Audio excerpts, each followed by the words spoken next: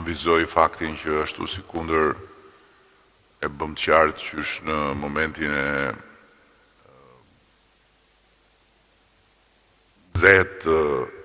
përballjes me zjarret, angazhimi moral po edhe ligjor lidhur me banesat dhe krerët e humbur të baktive do të mbahet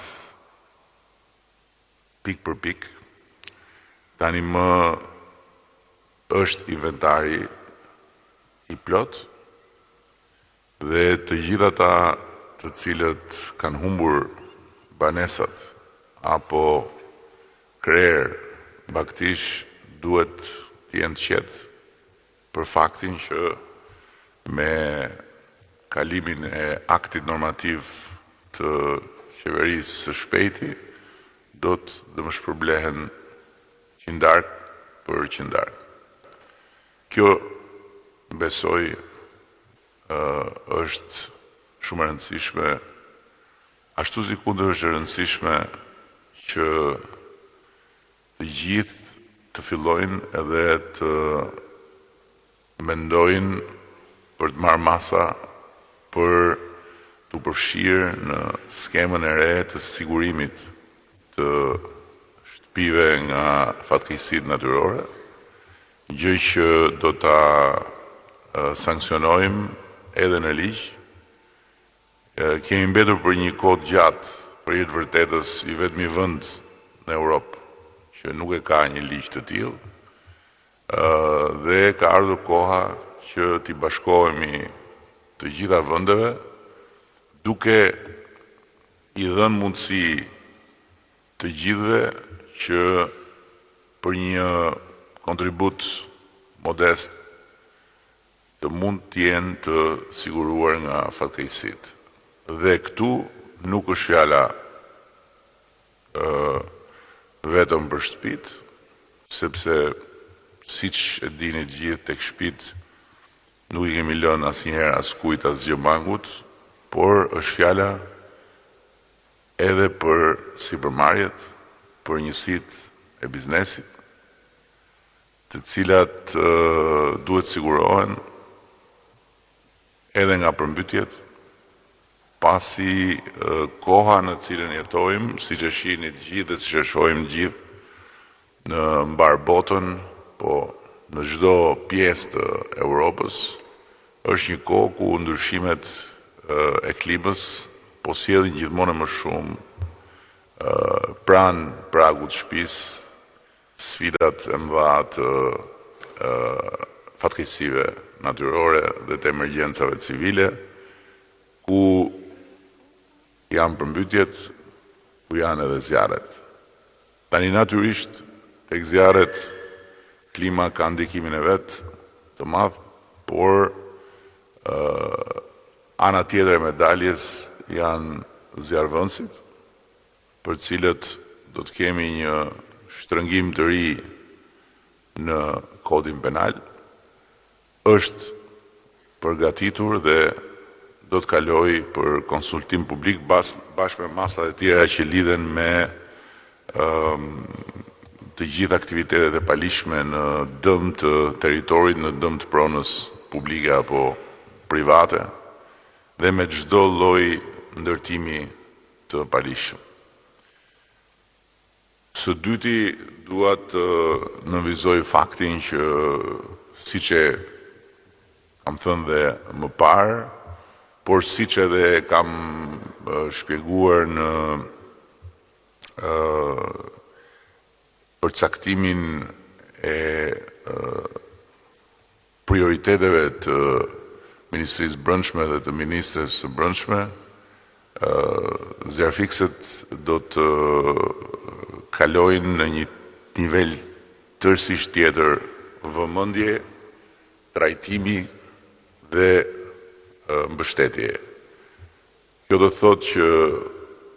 ndër të tjera zjarfiksit do të përfshihen në formulën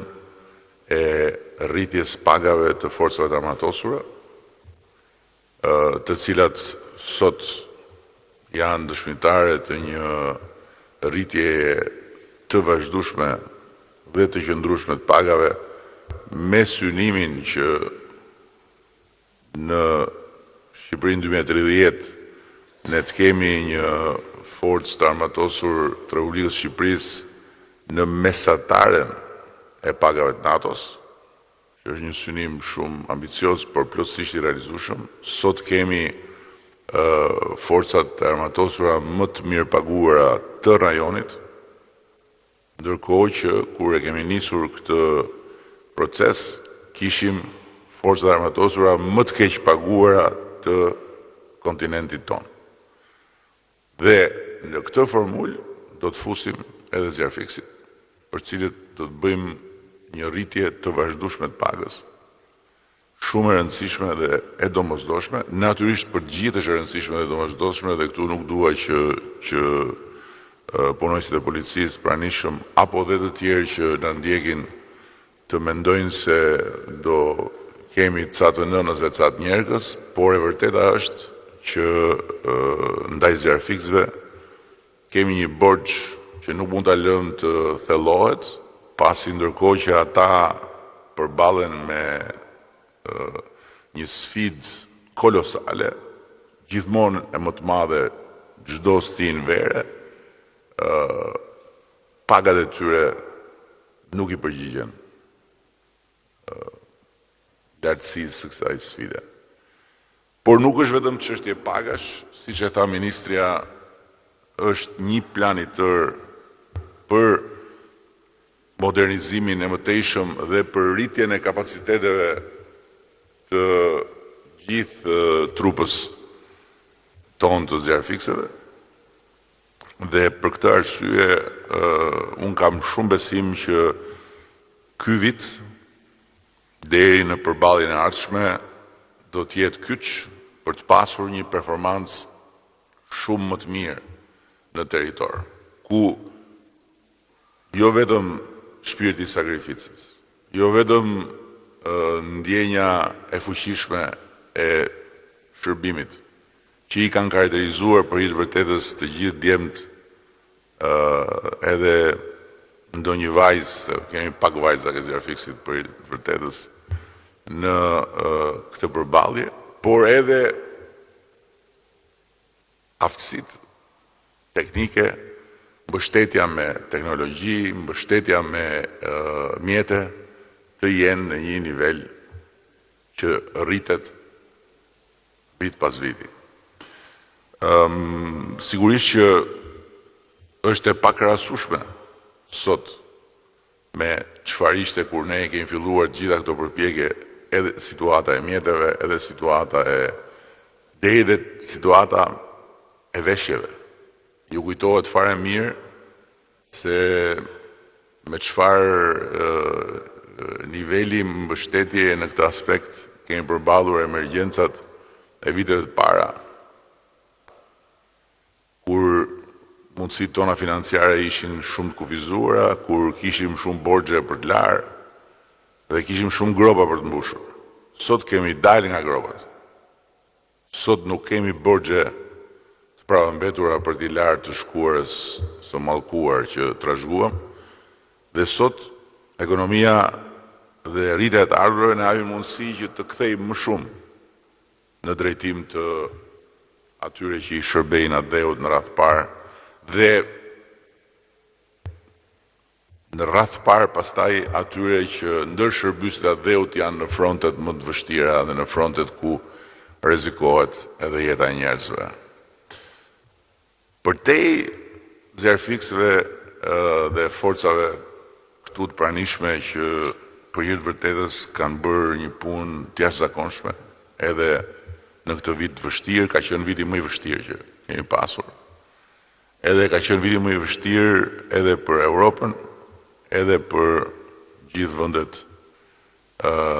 tona fqinje rreth e rrotull.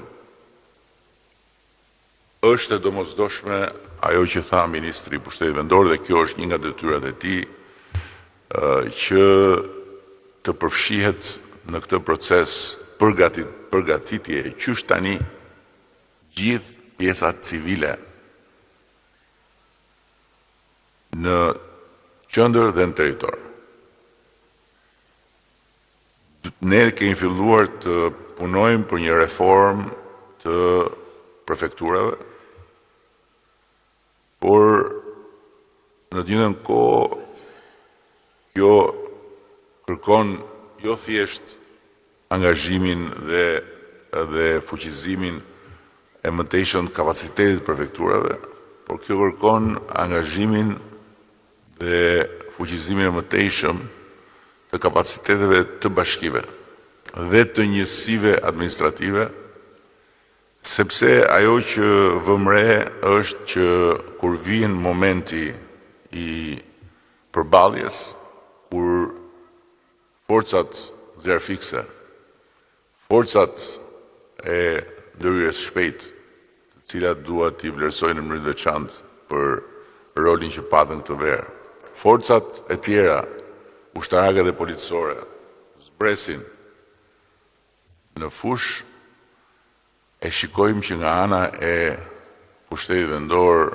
nga ana e autoriteteve dhe e forcave të organizuara në lokalitete, ka shumë konfuzion. Ka pak koordinim, ka pak qartësi, ndërkohë që, siç e dinë shumë mirë disa këtu nga drejtuesit kryesor që kanë dhe një për shkak të detyrës një njohje më të thellë të mënyrës organizimit të vendeve të tjera, po të marrim Italinë, dijenia për rolin dhe për vendin ku e ke detyrën, duke qenë një përfaqësues i forcave civile në territor, në rast fatkeqësie natyrore, është e plot qysh në ditën kur ka diell. Pra, kemi nevojë të rrisim këto kapacitete dhe kemi nevojë të forcojmë këtë koordinim. E din mirë drejtuesit këtu, të forcave armatosura apo të policisë, se sa shumë janë nën presionin e stresit të përfaqësuesve të pushtetit lokal që fillojnë me telefona edhe fillojnë me klithma alarmi në një panik i cili shpjegohet me faktin që gjenden të papërgatitur. Nga ana tjetër, Ministria e Brendshme duhet të përgatitet që të ketë një hartë të qartë të përditësuar të gjithë shpërndarjes forcave dhe të gjitha situatave që janë në territor. Dhe emergjencat civile nga ana tjetër duhet të jenë në gjendje që t'i ofrojnë të gjithë atyre që janë të angazhuar në territor këtë pasqyrë informacioni që të gjithë ta dinë që nëse helikopteri nuk po të vjen në atë moment, nuk do të thotë që nuk është diku tjetër duke bërë po këtë punë. Dhe koha për të ardhur helikopteri duhet të jetë ditur paraprakisht në mënyrë që të mos bllokohen linjat e komunikimit nga konfuzioni i thirrjeve dhe i klithjeve të gjithëve kur vjen momenti i përballjes me zjarrin. Tjetra që prapë është shumë e rëndësishme është gjithë pjesa e shërbimit pyjor dhe pjesa e përfshirjes së shkollave lidhje me jo vetëm ndërgjegjësimin, për çfarë na duhet të bëjmë ne sot është një ditë e bukur me diell dhe që zjarret janë larg në horizont, por që do të vinë shumë shpejt, se vera do vi përsëri, në mënyrë që çdo ditë duke bërë ato punët e vogla në thonjza në për territoret e pyjeve, të jemi më të përgatitur për momentin kur vjen zjarri. Dhe për këtë arsye do të angazhojmë dhe po punon Ministria e Arsimit, edhe shkolla në këtë proces, në bashkëpunim të ngushtë me strukturat tona në territor të forcave të armatosura të policisë shtetit. Edhe patjetër, edhe të zjarfiksve, që do të kenë edhe një komponent të edukimit. Pra, të vizitave në përshkolla, të demonstrimeve, të cilat janë nga një anë edhe argëtuese për fëmijët, tërheqëse për fëmijët, por nga ana tjetër janë edhe informuese. Dhe kur them fëmijët kanë parasysh nxënësit e shkollave të mesme që duhet përfshihen në këtë proces, por edhe më të vegjëlit që duhet të fillojnë të ndërgjegjësohen për domosdoshmërinë që të jemi të gjithë të qartë se me çfarë kemi të bëjmë. Është një armik i ri i njerëzve të planetit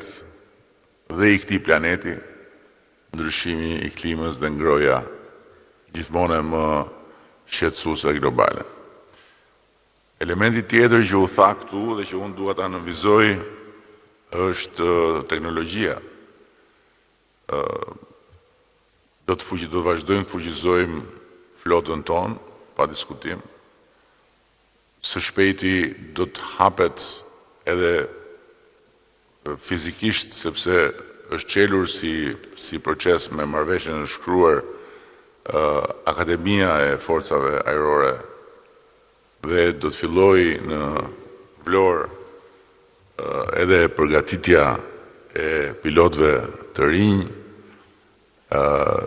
ashtu si kundër do të vazhdojë të rriten kapacitetet e flotës. Këtu jemi në një qendër që flet vetë kur e shikon se si është transformuar për të administruar të flotën tonë të helikopterëve, por përtej kësaj duhet dhe do të shtojmë në mënyrë të ndjeshme flotën e dronëve. Kemi përgatitur dhe jemi duke u marrë për ditë, qoftë me porositjen e dronëve me kamera termike për të monitoruar në kohë reale pyjet dhe për të kapur sa më shpejt sinjalin e zjarit, ashtu si kundër jemi duke vlerësuar porosit për dronët që bëjnë mbjellje, sepse është dhe ky element tjetër i rëndësishëm që të mendojmë me njëherë për ripërtritjen e atyre territoreve që digjen nga zjarret, dhe patjetër këtu nuk harroj edhe nevojën që ta pasurojmë flotën tonë ajrore edhe me avionët e nevojshëm zjarfikës hap pas hapi. Po ashtu e tha ministria, kemi nevojë dhe kemi filluar punën për sistemet e hershme të alarmit, duke krijuar qendrat e integruara të kontrollit për reagim të shpejtë me mjetet toksore. Këto janë pak a shumë pikat rreth cilave përmblidhet gjithë kjo përpjekje e përbashkët, por arsyeja pse jemi sot këtu është për të dhënë një sinjal shumë të qartë që sot zjarret janë në horizont, por koha deri kur të përballemi me to është shumë e çmuar dhe nuk është e gjatë, është e shkurtër. Prandaj çdo ditë sipas detyrave në këtë front të gjerë, të gjithë duhet të bëjmë pjesën tonë edhe duhet të bëjmë punën tonë. Duhet të bëjmë punën tonë sepse kemi mundësi, nuk kemi mundësi që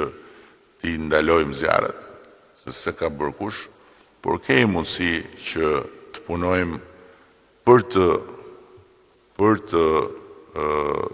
zvogluar sadopak dëmin e pajvitueshëm që ato bëjnë. Për arsye të kësaj sfide e kam ndjekur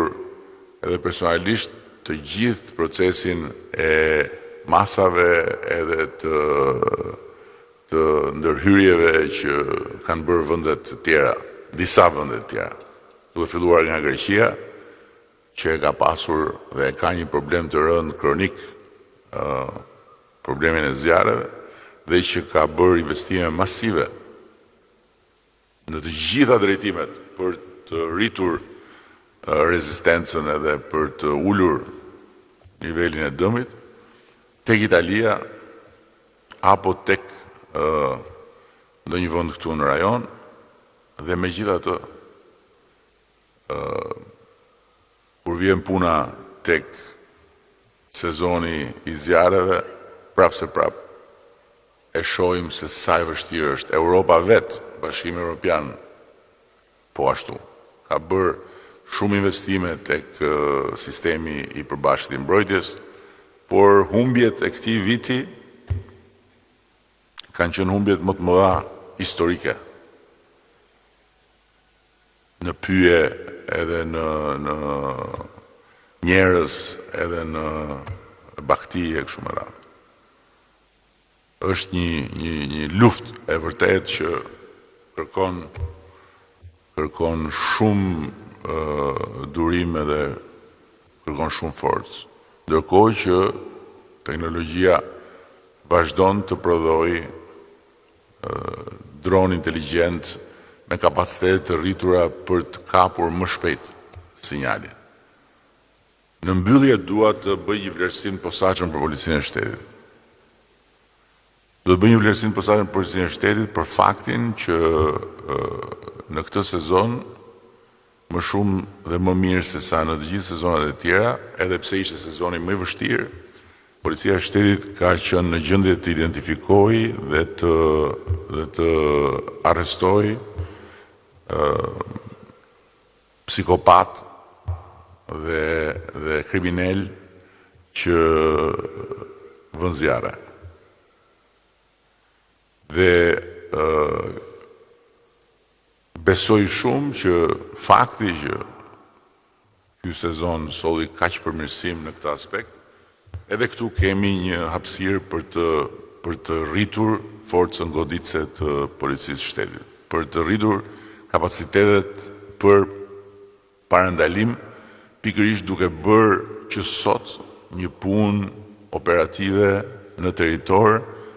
për të identifikuar personat potencialisht të rrezikshëm. Sepse këta që vënë zjarre, siç duket, kanë edhe disa karakteristika të veçanta si personalitete. Ndërkohë që kemi bërë një ndërhyrje ligjore shumë të rëndësishme që aty ku vihet zjarr do të ndalohet çdo lloj leje ndërtimi për 30 vjet. Pra nëse një territor i cili është si thua haporex për të ndërtuar, digjet, për 30 vjet aty nuk do jepet leje ndërtimi. Që ta kenë të qartë gjithë që djegja nuk të sjell në kushtet kur ti pastaj mund të vish thua që nuk është pyll, nuk ka pemë aty, kështu që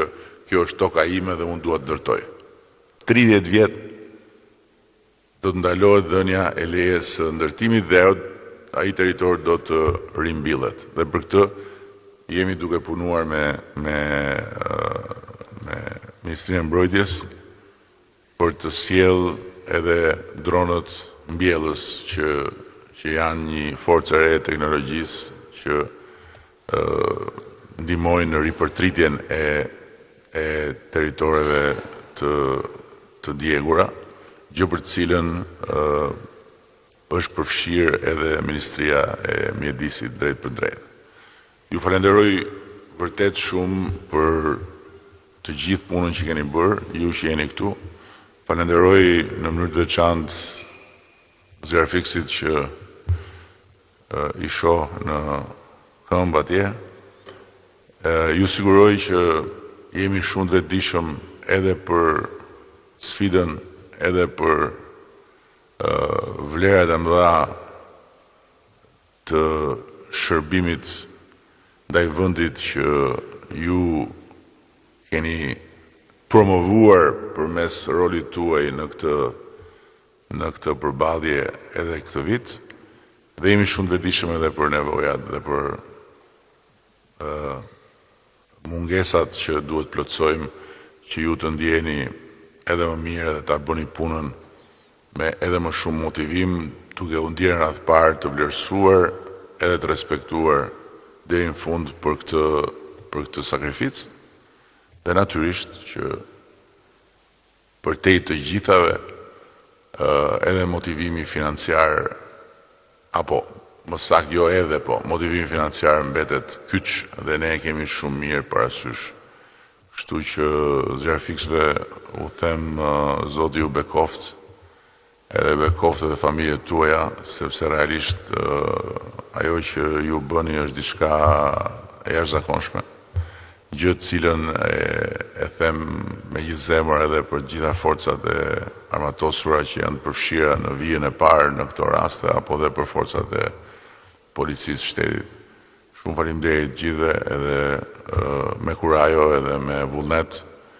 do të bëjmë pa diskutim çdo ditë më shumë, çdo ditë më mirë. Faleminderit.